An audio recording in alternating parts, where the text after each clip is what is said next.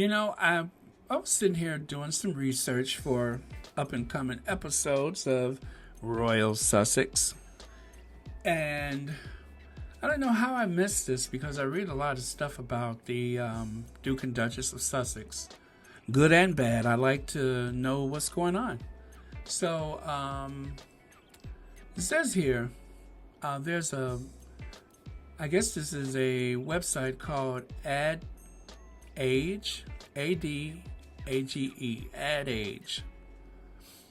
And, anyway, this story is a bit dated, but it's, for the purposes of this conversation, I think it's very relevant. It says, brand endorsement potential of Meghan Markle and Prince Harry revealed in a new poll. So this poll was taken back on it was published March the 12th, 2021. Brand endorsement potential of Meghan Markle and Prince Harry revealed in new poll. The Ad Age Harris poll examines the attitude American consumers have about the couple in the wake of the Oprah interview. So, since we all watched that interview, we kind of know where this is going, right? Well, not really, and I'll tell you why. Some of these things I kind of knew already, but then other parts is like, well, anyway, I'll just read some of it for you. It says, the potential post-balance endorsement power of Meghan Markle and Prince Harry came into full view in the aftermath of the blockbuster interview with Oprah Winfrey, when the patio furniture brand they sat on sold out within a day. And Meghan Markle's quick mention of the Humphrey yogurt shop where she worked as a teenager resulted in a surge of business at the Los Angeles area establishment, according to one of the papers. And then it also says, but the couple's biggest business opportunity is in apparel, streaming services, and luxury goods, according to a new consumer poll. About a third of Americans who watched the CBS interview on Sunday say they are more likely to purchase products or service if Meghan Markle endorses it. And 28% said the same about Prince Harry, according to the Ad Age Harris poll survey. Of these people, 57% listed apparel as a category they would most likely be swayed into buying if backed by the couple, followed by streaming services, 54%, and luxury goods, about 53%, according to the poll, which was conducted online in the United States from March 10th and the 11th among 1,031 adults ages 18 and older. Respondents name-checked a few brands collaborations they would like to see, including Gucci, Yves Saint Laurent, Balenciaga, whatever it is, Burberry's, and Yeezys. I don't want to see either one of them wearing Yeezys. I don't want to be a prude, but I just don't want to see them in Yeezys. Put the Yeezys on someone like Prince Pennywise, or maybe someone who could really use some fashion help. How about Ford Fiesta? She could use some help. Either one of them, I'd love to see them in Yeezys. Prince Pennywise and Ford Fiesta. Anyway, the couple's popularity is higher among younger consumers. 36% of respondents ages 18 to 34 and 39% of those 35 to 44 say they would be more likely to buy products backed by them, according to a poll. Support falls to about 18% among, you guessed it, 45 to 64-year-olds. But it says here, what our research shows is that Meghan and Harry have an impressive amount of clout among Americans, says Will Johnson, CEO of the Harris poll. And it's the younger consumer and the consumers who are already keyed into the royal narrative that are more likely to engage with products or services endorsed by the royal couple. Likely because these audience appreciate Meghan and Harry's accessibility, ding, relatability, ding. There's an opportunity there for brands to align with the couple's brand of authenticity, ding. And one more ding is for wellness. So those are the key words right there, you guys. Accessibility, reliability, authenticity, and wellness to create a collaboration that appeals to these values. This is why Meghan and Harry are not up at night like William pulling their hair out. See, the Duke and Duchess of Sussex, people already like them. People don't really care for the Cambridges. So Willie Leaks and that mannequin that he takes around with them, those two, they lack the accessibility and authenticity, relatability, and the wellness factor that the Sussexes have. Did you get those 4 keywords? Those are what the polls here in the U.S., not over there with those conflated numbers and coercions from the tabloid press. Don't even worry about that stuff. Just leave that stuff in the old world where it belongs. It further goes on to read, of course, Meghan Markle is already known for sparking interest in fashion, and any future collaboration in apparel would be a continuation of the style cachet she already carries. The Armani silk dress that Markle wore during the Oprah interview sold out at most retailers with very few pieces left, according to Lyst fashion search platform. Lyst has been tracking the Meghan effect since 2017, when a coat Markle wore for the first public appearance helped create a 164% increase in online searches for beige coats within 24 hours. Last summer, Lyst called Markle its most powerful dresser of 2019, noting that her outfits on average results in a 216% increase in searches for similar pieces. So as you know,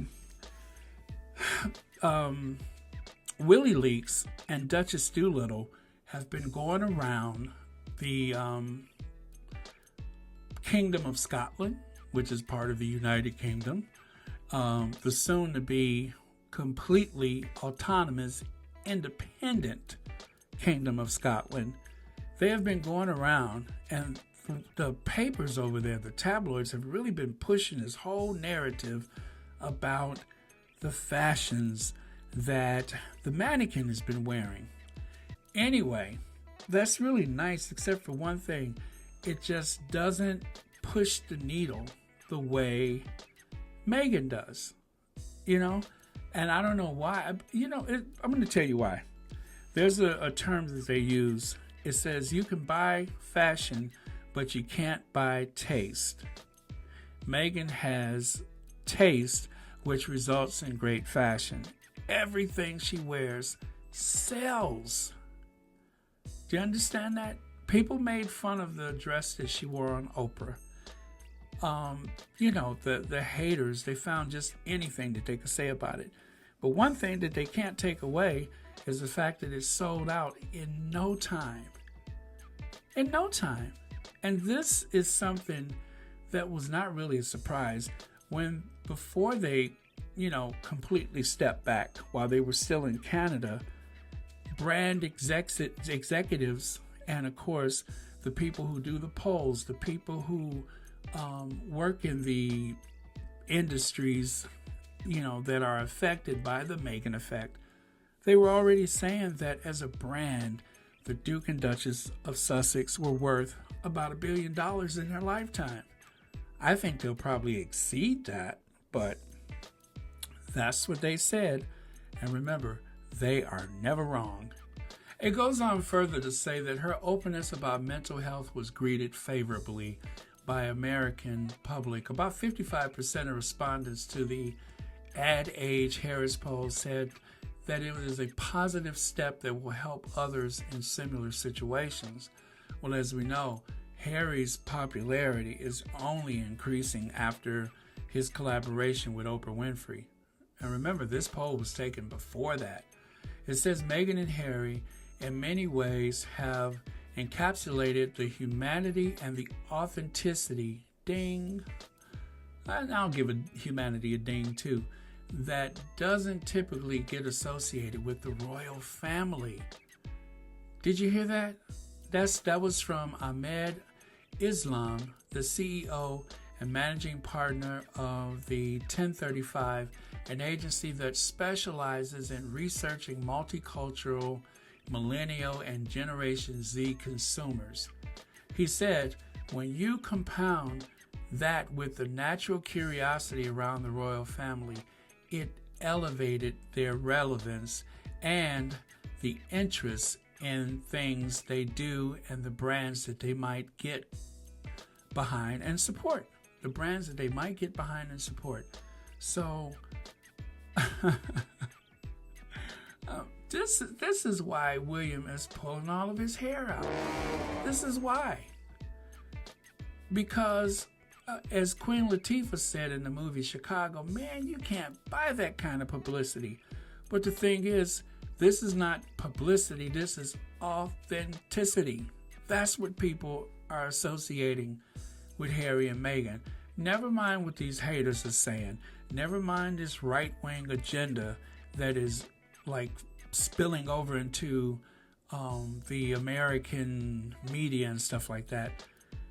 We got this. So, Tina and Michelle said that at some point they are going to end their podcast because Meghan and Harry now have their voice.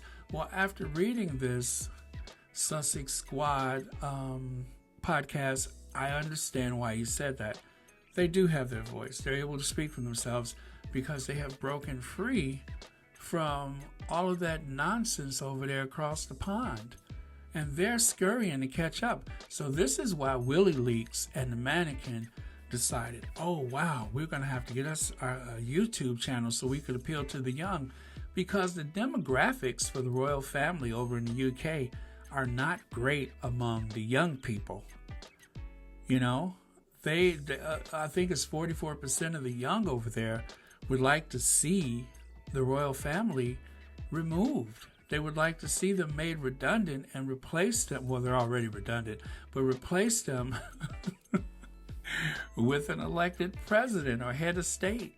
They don't want that, and they associate it with the colonization of indigenous populations around the world. So they don't want that. They know the history, they understand it, and they're not being raised with that type of deference for the aristocrats like the older generation has experienced their whole lives. So that's why the royal family is in huge trouble. This is why Willie Leaks and Mumbles, his mannequin, that's why they're racing across the countryside screaming, like me, like me, like me, because they're like having a drink at the Last Chance Saloon right now. And when the Queen goes, I don't see how it survives. The article goes on to say, among those paying close attention to Sunday's interview was Chelsea Hirschhorn, CEO of Frida, a mother's personal care brand known for a realistic portrayals of childbirth and motherhood. 2 years ago, she published an open letter to then pregnant Markle in the New York Times, asking her to be authentic and skip the unrealistic traditional royal baby photo outside the hospital following birth. As we know, there was no photo, right? Markle did not pose for a photo and talked about this in an interview with Oprah, noting that she was not asked to either. They did not ask her to do that. No, I just assumed that Harry was the one who said, no, no, no. Well, actually, the royal family, according to Markle, did not ask for that photo, so it was no longer obligatory since nobody brought it up. Anyway, the article goes on to say there are plenty brands that seek to leverage her based solely on her growing profile, says Hirschhorn, referring to beauty and fashion companies. But Hirschhorn points out that only brands that have similar missions, including mental health, women's rights, and equality, will resonate with relevant consumers. Brands like ours, who are equally as committed to authentic storytelling, will find her an impactful spokesperson, Hirschhorn says. The poll positive consumer sentiments on the streaming service collaborations seemingly bodes well for Archwell, which is the name of the philanthropic and content production organization formed by the couple. It includes a partnership with Netflix that is reportedly worth $100 million and is said to include documentaries, feature films, scripted shows, and children's programming. According to the New York Times, the content arm, dubbed Archwell Productions, will utilize the power of storytelling to embrace our shared humanity and duty to truth through a compassionate lens. According to its website, The Hollywood Reporter this week reported that the couple tapped Ben Browning, president of the film and television production at Film Nation Entertainment, to spearhead the production company. So, as you can see from this article, there's a lot of people that are anxious to work with the Sussexes. Well, I don't know how I missed this, but I never heard of Ad Age before, so maybe that's why.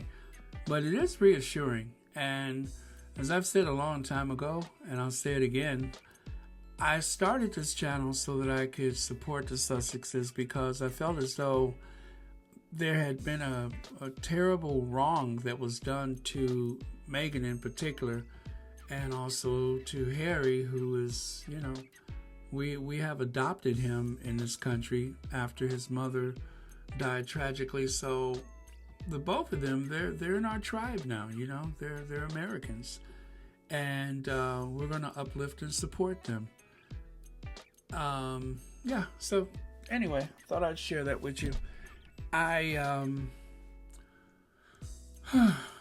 glad I started this channel because I tell you, it was really frustrating because I would, talk to my friends and talk to my family, and they just didn't get why this was important to me. They didn't understand. The thing is, I hate a bully. I really hate a bully. And I hate an injustice where race is concerned. That just rubs me the wrong way. And so it doesn't have to be a black and white issue or African American issue or anything like that. When I see injustices like that anywhere, it just really grates on my nerves. So that is why I started this channel.